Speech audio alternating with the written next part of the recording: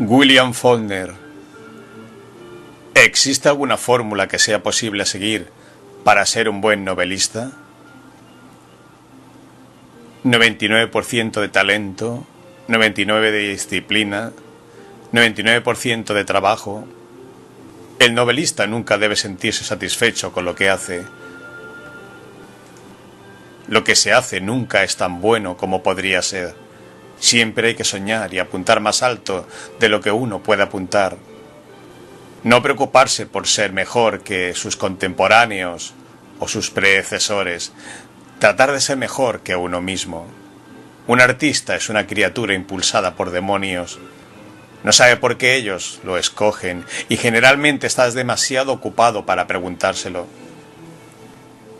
Es completamente amoral en el sentido de que será capaz de robar, tomar prestado, mendigar o despojar a cualquiera y a todo el mundo con tal de realizar la obra. ¿Qué quiere usted decir que el artista debe de ser completamente despiadado? El artista responsable solo ante su obra será completamente despiadado si es un buen artista. Tiene un sueño y ese sueño lo angustia tanto que debe librarse de él. Hasta entonces no tiene paz.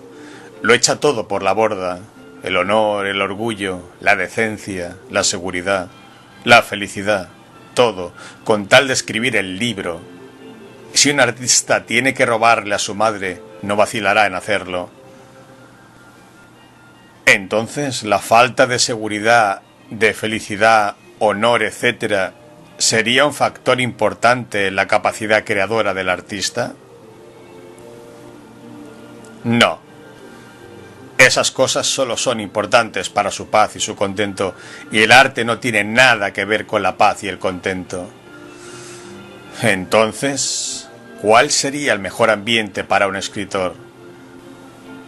El arte tampoco tiene nada que ver con el ambiente. No le importa dónde está. Si usted se refiere a mí, el mejor empleo que jamás me ofrecieron fue el de administrador de un burdel. En mi opinión, ese es el mejor ambiente en que un artista puede trabajar. Goza de una perfecta libertad económica, está libre del temor y del hambre, dispone de un techo sobre su cabeza y no tiene nada que hacer excepto llevar unas pocas cuentas sencillas a ir a pagarle una vez al mes a la policía local. El lugar está tranquilo durante las mañanas, que es la mejor parte del día para trabajar. En las noches hay la suficiente actividad social como para que el artista no se aburra, si no le importa participar en ella. El trabajo da cierta posición social. No tiene nada que hacer porque la encargada lleva los libros. Todas las empleadas de la casa son mujeres, que lo tratarán con respeto y le dirán «señor». Todos los contrabandistas de licores de la localidad también le dirán «señor». Y él podrá tutearse con los policías, de modo pues que el único ambiente que el artista necesita es toda la paz, toda la soledad y todo el placer que pueda obtener a un precio que no sea demasiado elevado.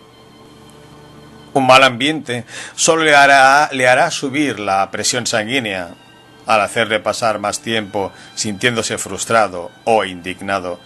Mi propia experiencia me ha enseñado que los instrumentos que necesito para mi oficio son papel, tabaco, comida y un poco de whisky. ¿Bourbon? No, no soy tan melindroso. Entre escocés y nada, me quedo con escocés. Usted mencionó la libertad económica. ¿La necesita el escritor? No, el escritor no necesita libertad económica. Todo lo que necesita es un lápiz y un poco de papel. Que yo sepa, nunca se ha escrito nada bueno como consecuencia de aceptar dinero regalado.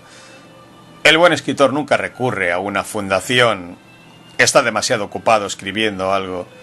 Si no es bueno de veras, se engaña diciéndose que carece de tiempo o de libertad económica.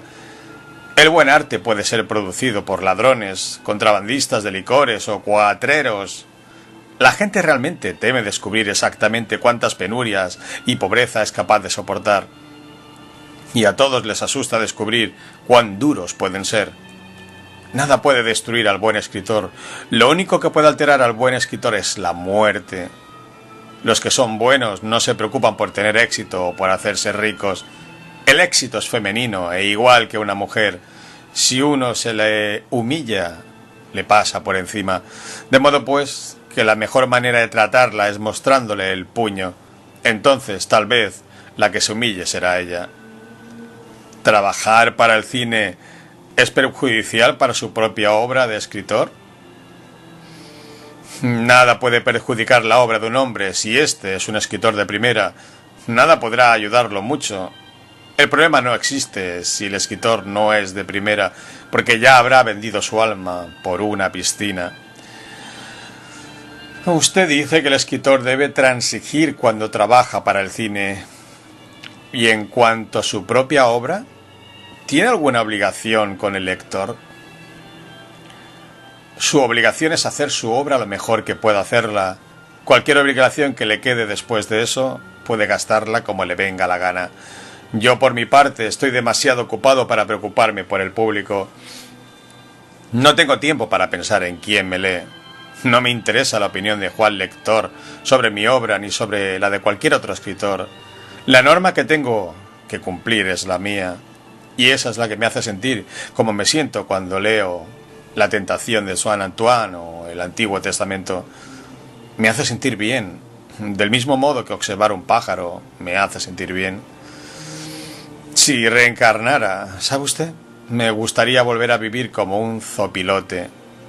Nadie lo odia, ni lo envidia, ni lo quiere, ni lo necesita.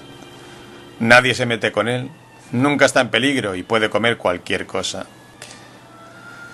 ¿Qué técnica utiliza para cumplir su norma?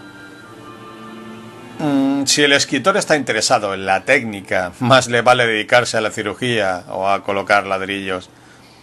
Para escribir una obra no hay ningún recurso mecánico, ningún atajo. El escritor joven que siga una teoría es un tonto. Uno tiene que enseñarse por medio de sus propios errores. La gente solo aprende a través del error. El buen artista cree que nadie sabe lo bastante para darle consejos. Tiene una vanidad suprema. No importa cuánto admire al escritor viejo, quiere superarlo. Entonces, ¿usted niega la validez de la técnica? De ninguna manera. Algunas veces la técnica arremete y se apodera del sueño antes de que el propio escritor pueda aprehenderlo. Eso es tour de force. Y la obra terminada es simplemente cuestión de juntar bien los ladrillos, puesto que el escritor probablemente conoce cada una de las palabras que va a usar hasta el fin de la obra antes de escribir la primera. Esto sucedió con Mientras agonizo. No fue fácil. Ningún trabajo honrado lo es. Fue sencillo en cuanto que todo el material estaba ya a la mano. La composición de la obra me llevó solo unas 6 semanas en el tiempo libre que me dejaba un empleo de 12 horas al día haciendo trabajo manual. Sencillamente me imaginé un grupo de personas y las sometí a las catástrofes naturales universales, que son la inundación y el fuego, con una motivación natural simple que le diera dirección a su desarrollo. Pero cuando la técnica no interviene, escribir es también más fácil en otro sentido, porque en mi caso siempre hay un punto en el libro en el que los propios personajes se levantan y toman el mando y completan el trabajo. Eso sucede, digamos, alrededor de la página 275. Claro está que yo no sé lo que sucedería si terminara el libro en la página 274. La cualidad que un artista debe poseer es la objetividad al juzgar su obra, más la honradez y el valor de no engañarse al respecto. Puesto que ninguna de mis obras ha satisfecho mis propias normas, debo juzgarlas sobre la base de aquella que me causó la mayor aflicción y angustia, del mismo modo que la madre ama al hijo que se convirtió en ladrón o asesino, más que al que se convirtió en sacerdote. ¿Qué obra es esa? El sonido y la furia. La escribí 5 veces distintas, tratando de contar la historia para librarme del sueño que seguiría angustiándome mientras no la contara. Es una tragedia de 2 mujeres perdidas, Cady y su hija. Dilsey es uno de mis personajes favoritos porque es valiente, generosa, dulce y honrada. Es mucho más valiente, honrada y generosa que yo. ¿Cómo empezó el sonido de la furia? Empezó con una imagen mental. Yo no comprendí en aquel momento que era simbólica. La imagen era la de los fondillos enlodados, de los calzoncillos de una niña subida a un peral, desde donde ella podía ver a través de una ventana el lugar donde se estaba efectuando el funeral de su abuela, y se lo contaba a sus hermanos que estaban al pie del árbol. Cuando llegué a explicar quiénes eran ellos y qué estaban haciendo y cómo se habían enlodado los calzoncillos de la niña, comprendí que sería imposible meterlo todo en un cuento y que el resto tendría que ser un libro. Entonces comprendí el simbolismo de los calzoncillos enlodados, y esa imagen fue reemplazada por la de la niña huérfana de padre y madre que se descuelga por el tubo de desagüe del techo para escaparse del único hogar que tiene, donde nunca ha recibido amor, ni afecto, ni comprensión. Yo había empezado a contar la historia a través de los ojos del niño idiota, porque pensaba que sería más eficaz si la contaba a alguien que solo fuera capaz de saber lo que sucedía. Pero no, ¿por qué? Me di cuenta de que no había contado la historia esa vez. Traté de volver a contarla, ahora a través de los ojos de otro hermano. Tampoco resultó. La conté por tercera vez a través de los ojos del tercer hermano. Tampoco resultó. Traté de reunir los fragmentos y de llenar las lagunas haciendo yo mismo las veces de narrador. Todavía no quedó completa. Hasta 15 años después de la publicación del libro, cuando escribí como apéndice de otro libro el esfuerzo final para acabar de contar la historia y sacármela de la cabeza de modo que yo mismo pudiera sentirme en paz. Ese es el único libro por el que siento más ternura. Nunca pude dejarlo de lado y nunca pude contar bien la historia, aun cuando lo intenté con ahínco, y me gustaría volver a intentarlo, aunque probablemente fracasaría otra vez. ¿Qué emoción suscita Benji en usted? La única emoción que puedo sentir por Benji es aflicción y compasión por toda la humanidad. No se puede sentir nada por Benji porque él no siente nada. Lo único que puedo sentir por él personalmente es preocupación en cuanto a que sea creíble tal cual yo lo creé. Benji fue un prólogo, como el sepulturero en los dramas isabelinos. Cumple su cometido y se va Benji. Es incapaz del bien y del mal porque no tiene conocimiento alguno del bien y del mal. ¿Podía Benji sentir amor? Benji no era lo suficientemente racional ni siquiera para ser un egoísta. Era un animal. Reconoció la ternura y el amor, aunque no habría podido nombrarlos, y fue la amenaza a la ternura y al amor lo que lo llevó a gritar cuando sintió el cambio en Cady. Ya no tenía Cady. Siendo un idiota, ni siquiera estaba consciente de la ausencia de Cady. Solo sabía que algo andaba mal, lo cual creaba un vacío en el que sufría. Trató de llenar ese vacío. Lo único que tenía era una de las pantuflas desechadas de Cady. La pantufla era la ternura y el amor de Benji que éste podía haber nombrado, y solo sabía que le faltaban. Era mugroso porque no podía coordinar y porque la mugre no significaba nada para él. Así como no podía distinguir entre el bien y el mal, tampoco podía distinguir entre lo limpio y lo sucio. La pantufla le daba consuelo, aun cuando ya no recordaba a la persona a la que había pertenecido, como tampoco podía recordar por qué sufría. Si Cady hubiese reaparecido, Benji probablemente no la habría reconocido. ¿Ofrece ventajas artísticas el componer la novela en forma de alegoría, como la alegoría cristiana que usted utilizó en Una fábula? La misma ventaja que representa para el carpintero construir esquinas cuadradas al construir una casa cuadrada. En Una fábula, la alegoría cristiana era la alegoría indicada en esa historia particular, del mismo modo que una esquina cuadrada oblonga es la esquina indicada para construir una casa rectangular oblonga. ¿Quiere decir que un artista puede usar el cristianismo simplemente como cualquier otra herramienta, de la misma manera que un carpintero tomaría prestado un martillo? Al carpintero del que estamos hablando nunca le falta ese martillo. A nadie le falta cristianismo. Si nos ponemos de acuerdo en cuanto al significado que le damos a la palabra, se trata del código de conducta individual de cada persona, por medio del cual ésta se hace un ser humano superior al que su naturaleza quiere que sea, si la persona solo obedece a su naturaleza. Cualquiera que sea su símbolo, la cruz o la media luna o lo que fuere. Ese símbolo es para el hombre el recordatorio de su deber como miembro de la raza humana. Sus diversas alegorías son los modelos con los que se mide a sí mismo y aprende a conocerse. La alegoría no puede enseñar al hombre a ser bueno del mismo modo que el libro de texto le enseña matemáticas.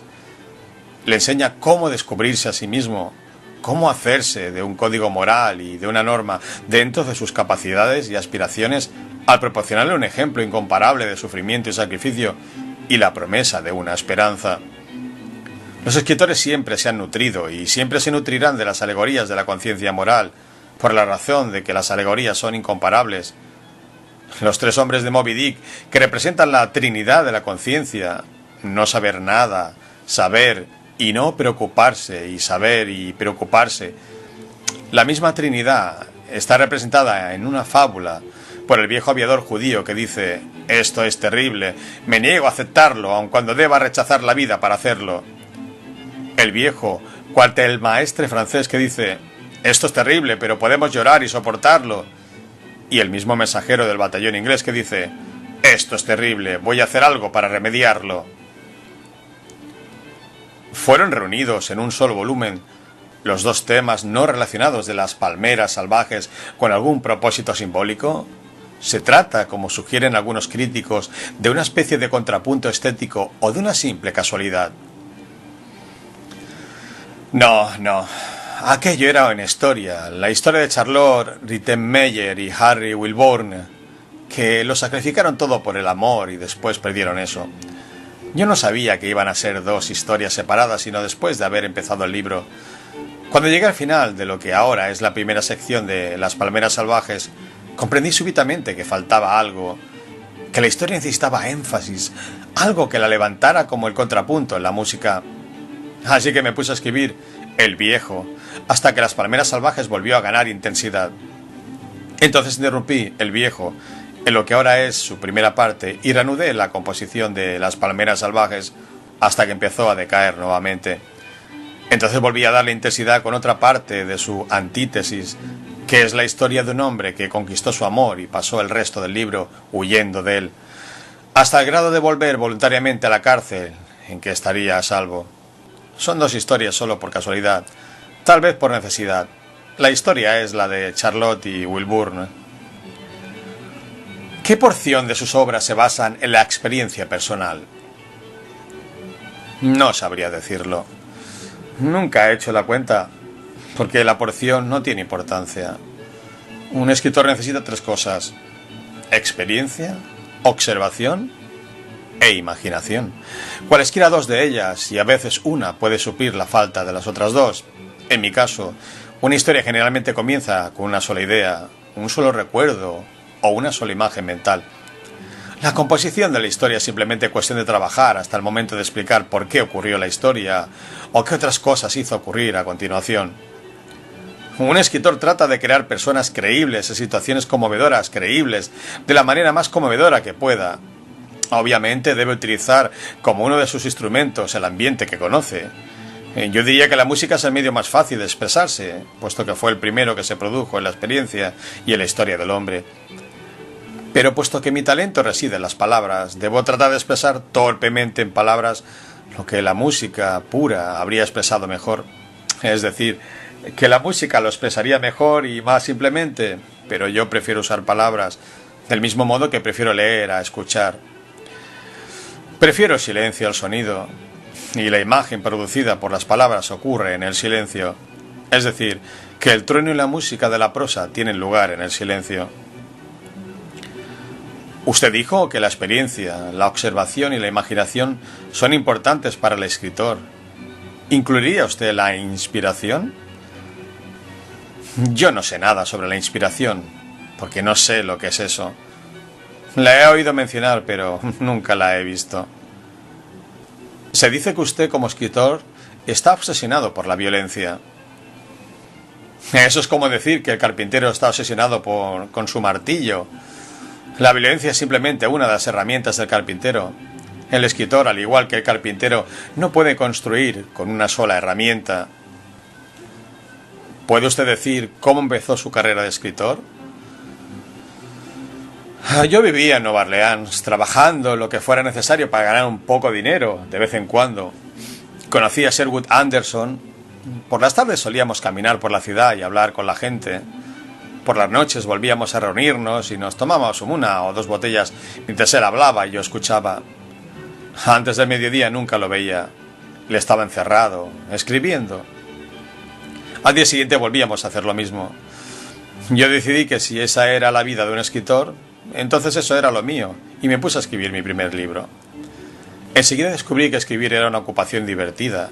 Incluso me olvidé de que no había visto al señor Anderson durante 3 semanas, hasta que él tocó a mi puerta. Era la primera vez que venía a verme, y me preguntó: ¿qué sucede? ¿Está usted enojado conmigo? Le dije que estaba escribiendo un libro. Él dijo: «Dios mío», y se fue. Cuando terminé el libro, La paga de los soldados, me encontré con la señora Anderson en la calle. Me preguntó cómo iba el libro y le dije que ya lo había terminado.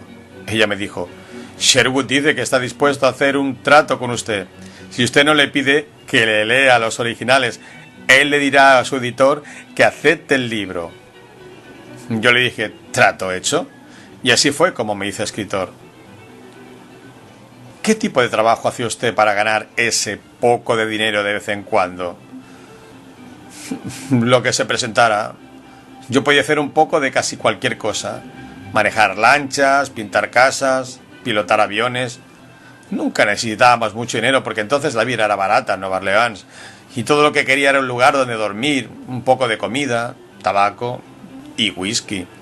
Había muchas cosas que yo podía hacer durante 2 o 3 días a fin de ganar suficiente dinero para vivir el resto del mes.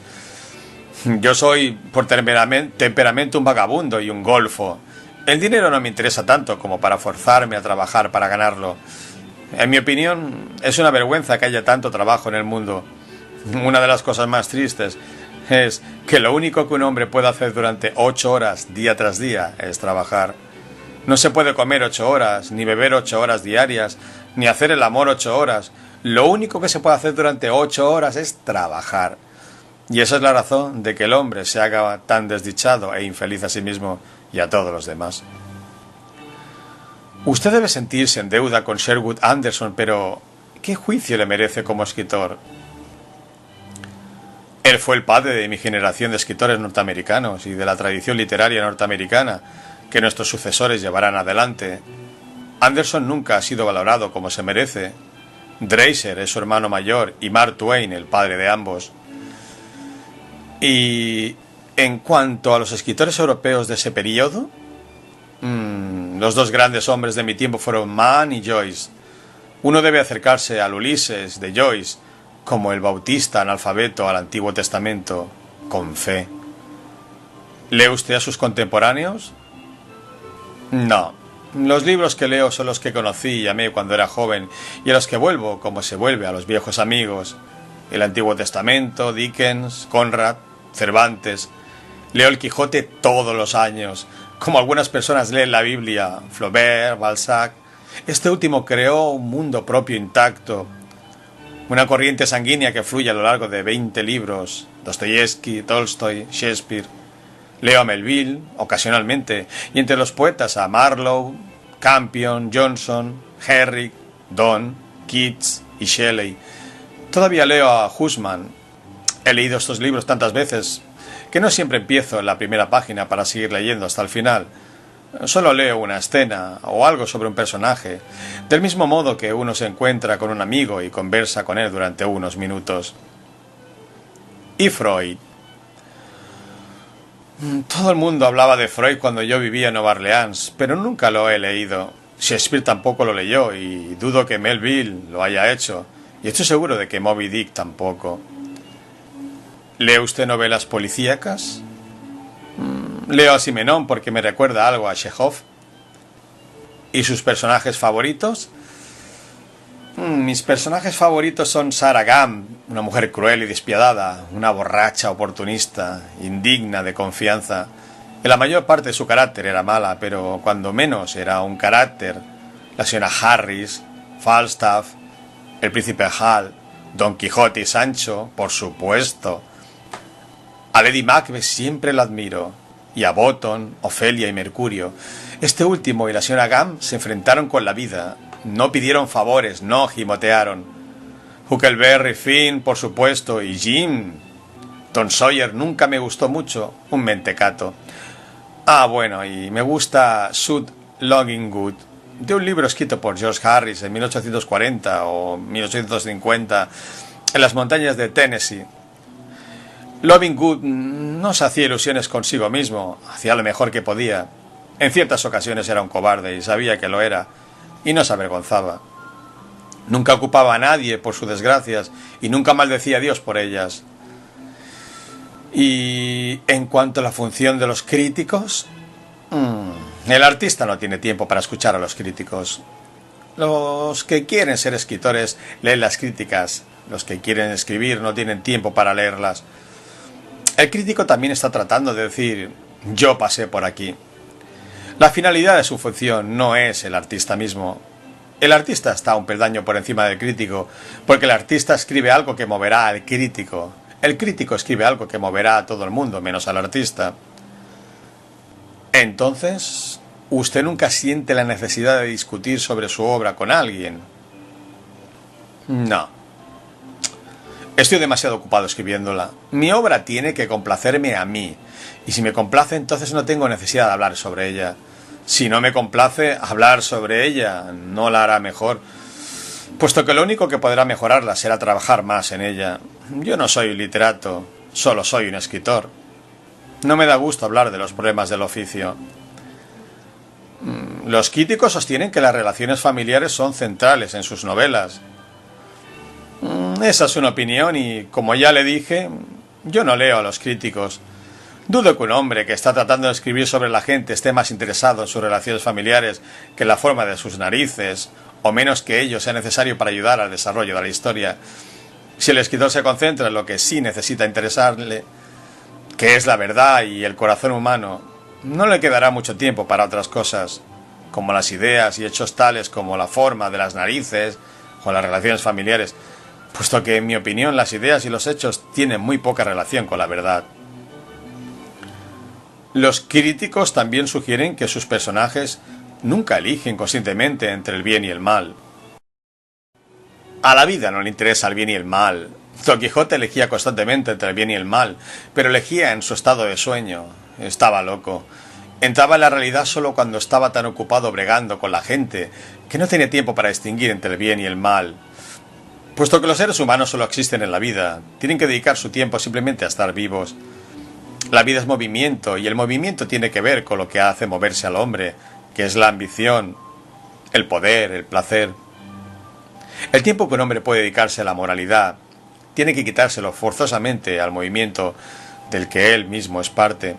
Está obligado a elegir entre el bien y el mal tarde o temprano, porque la conciencia moral se lo exige a fin de que pueda vivir consigo mismo el día de mañana. Su conciencia moral es la maldición que tiene que aceptar de los dioses para obtener de estos el derecho a soñar. ¿Podría usted explicar mejor lo que entiende por movimiento en relación con el artista? La finalidad de todo artista es detener el movimiento que es la vida, por medios artificiales y mantenerlo fijo de suerte que 100 años después, cuando un extraño lo contemple, vuelva a moverse en virtud de qué es la vida. Puesto que el hombre es mortal, la única inmortalidad que le es posible es dejar tras de sí algo que sea inmortal, porque siempre se moverá. Esa es la manera que tiene el artista de escribir. Yo estuve aquí, en el muro de la desaparición final e irrevocable que algún día tendrá que sufrir.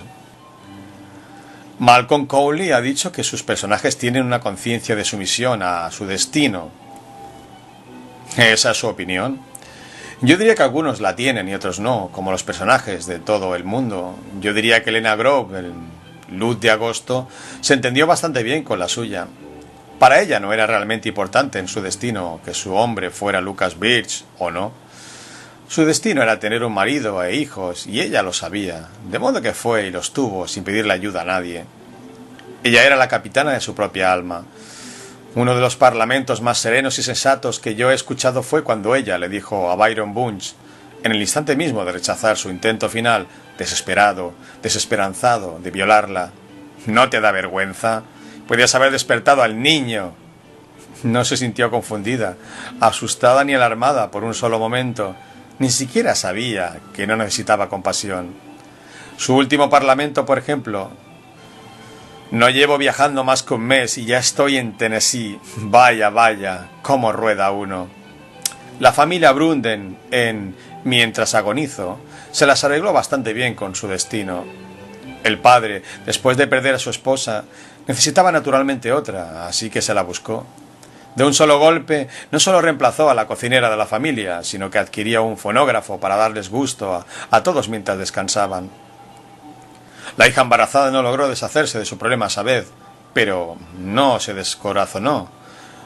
Lo intentó nuevamente, y aun cuando todos los intentos fracasaron, al fin y al cabo, no fue más que otro bebé. ¿Qué le sucedió a usted entre la paga de los soldados y Sartoris? Es decir, ¿cuál fue el motivo de que usted empezara a escribir la saga de Yoknapataupa? Con la paga de los soldados descubrí que escribir era divertido, pero más tarde descubrí que no solo cada libro tiene que tener un designio, sino que todo el conjunto o la suma de la obra de un artista tiene que tener un designio. La paga de los soldados y Mosquitos los escribí por el gusto de escribir, porque era divertido. Comenzando con Sartoris, descubrí que mi propia parcela de suelo natal era digna de que se escribiera acerca de ella y que yo nunca viviría lo suficiente para agotarla, y que mediante la sublimación de lo real en lo apócrifo yo tendría completa libertad para usar todo el talento que pudiera poseer, hasta el grado máximo. Ello abrió una mina de oro de otras personas, de suerte que creé un cosmos de mi propiedad. Puedo mover a esas personas de aquí para allá, como Dios, no solo en el espacio, sino en el tiempo también.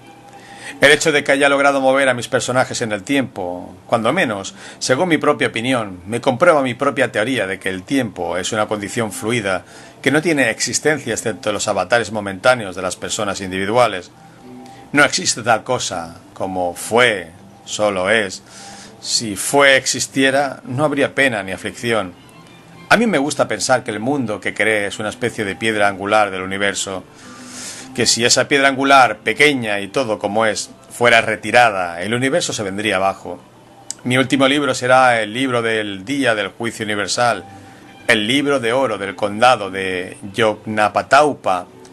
Entonces quebraré el lápiz y tendré que detenerme.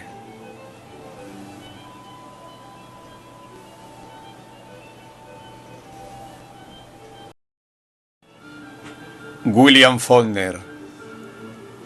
¿Existe alguna fórmula que sea posible seguir para ser un buen novelista?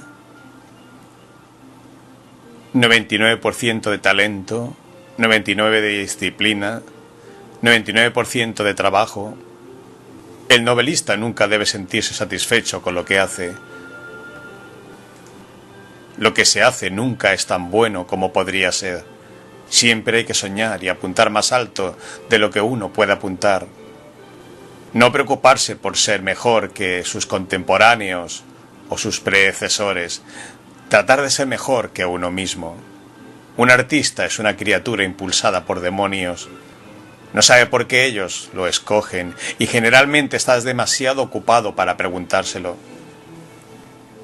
Es completamente amoral en el sentido de que será capaz de robar, tomar prestado, mendigar o despojar a cualquiera y a todo el mundo con tal de realizar la obra.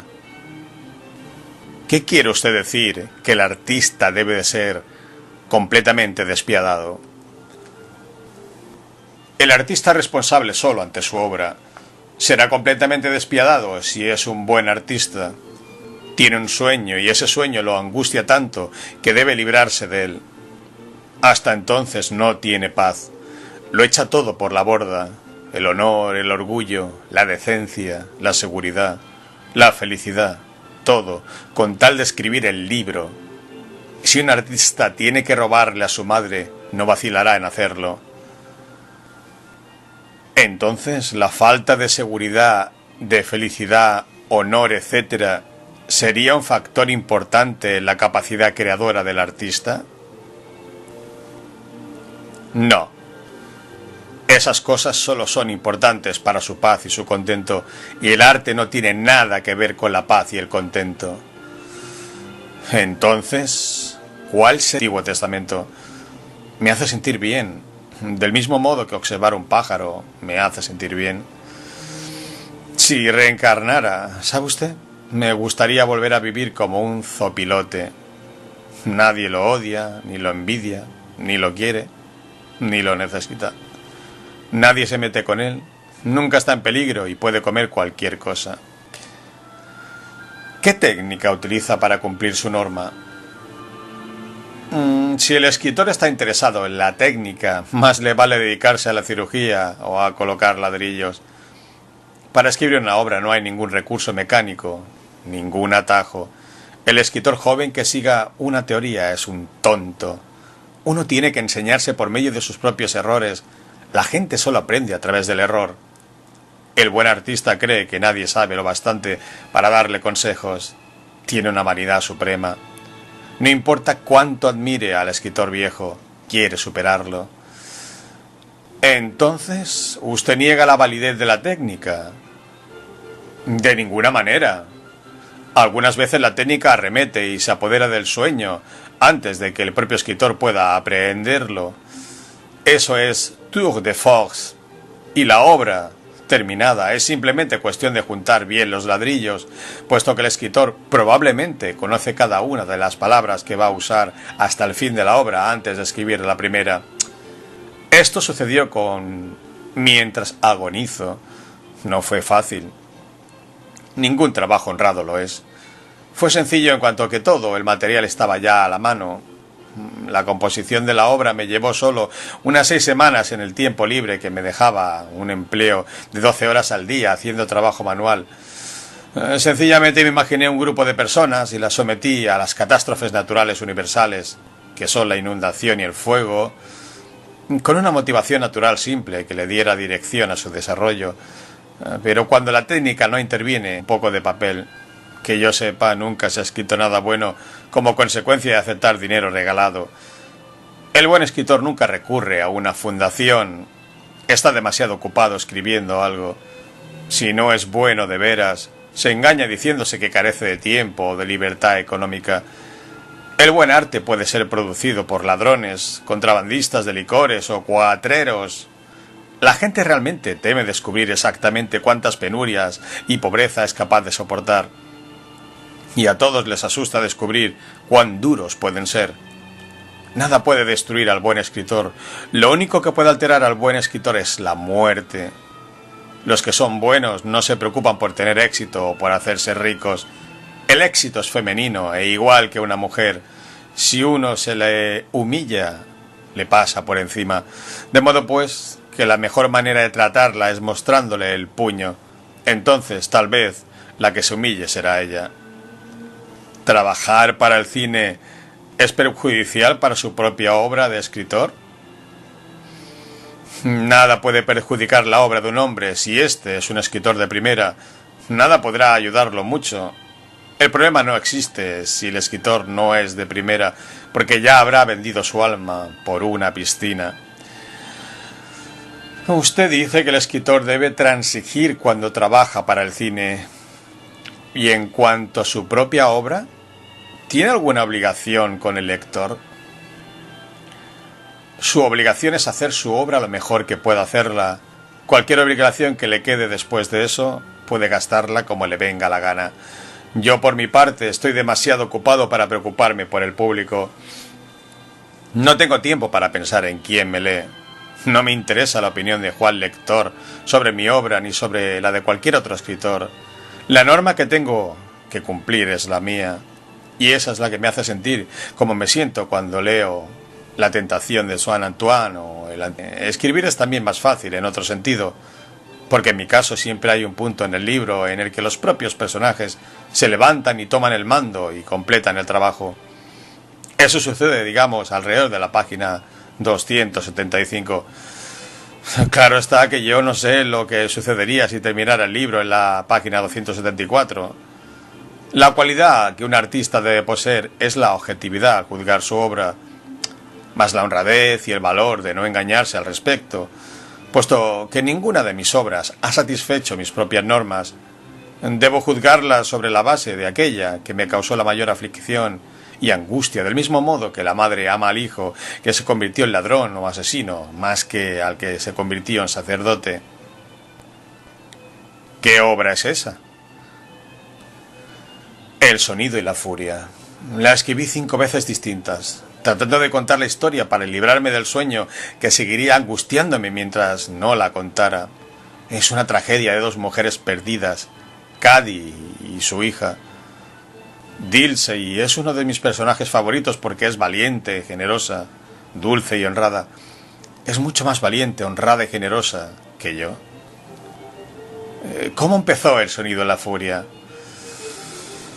Empezó con una imagen mental. Yo no comprendí en aquel momento que era simbólica. La imagen era la de los fondillos enlodados, de los calzoncillos de una niña subida a un peral, desde donde ella podía ver a través de una ventana el lugar donde se estaba efectuando el funeral de su abuela, y se lo contaba a sus hermanos que estaban al pie del árbol. Cuando llegué a explicar quiénes eran ellos y qué estaban haciendo y cómo se habían enlodado los calzoncillos de la niña, comprendí que sería imposible meterlo todo en un cuento y que el resto tendría que ser un libro. Entonces comprendí el simbolismo de los calzoncillos enlodados y esa imagen fue reemplazada por la de la niña huérfana de padre y madre que se descuelga por el tubo de desagüe del techo para escaparse del único hogar que tiene. Sería el mejor ambiente para un escritor. El arte tampoco tiene nada que ver con el ambiente. No le importa dónde está. Si usted se refiere a mí, el mejor empleo que jamás me ofrecieron fue el de administrador de un burdel. En mi opinión, ese es el mejor ambiente en que un artista puede trabajar. Goza de una perfecta libertad económica, está libre del temor y del hambre, dispone de un techo sobre su cabeza y no tiene nada que hacer excepto llevar unas pocas cuentas sencillas a ir a pagarle una vez al mes a la policía local. El lugar está tranquilo durante las mañanas, que es la mejor parte del día para trabajar. En las noches hay la suficiente actividad social como para que el artista no se aburra, si no le importa participar en ella. El trabajo da cierta posición social. No tiene nada que hacer porque la encargada lleva los libros. Todas las empleadas de la casa son mujeres, que lo tratarán con respeto y le dirán «señor». Todos los contrabandistas de licores de la localidad también le dirán «señor». Y él podrá tutearse con los policías, de modo pues que el único ambiente que el artista necesita es toda la paz, toda la soledad y todo el placer que pueda obtener a un precio que no sea demasiado elevado. Un mal ambiente solo le hará subir la presión sanguínea, al hacerle pasar más tiempo sintiéndose frustrado o indignado. Mi propia experiencia me ha enseñado que los instrumentos que necesito para mi oficio son papel, tabaco, comida y un poco de whisky. ¿Bourbon? No, no soy tan melindroso. Entre escocés y nada, me quedo con escocés. Usted mencionó la libertad económica. ¿La necesita el escritor? No, el escritor no necesita libertad económica. Todo lo que necesita es un lápiz y un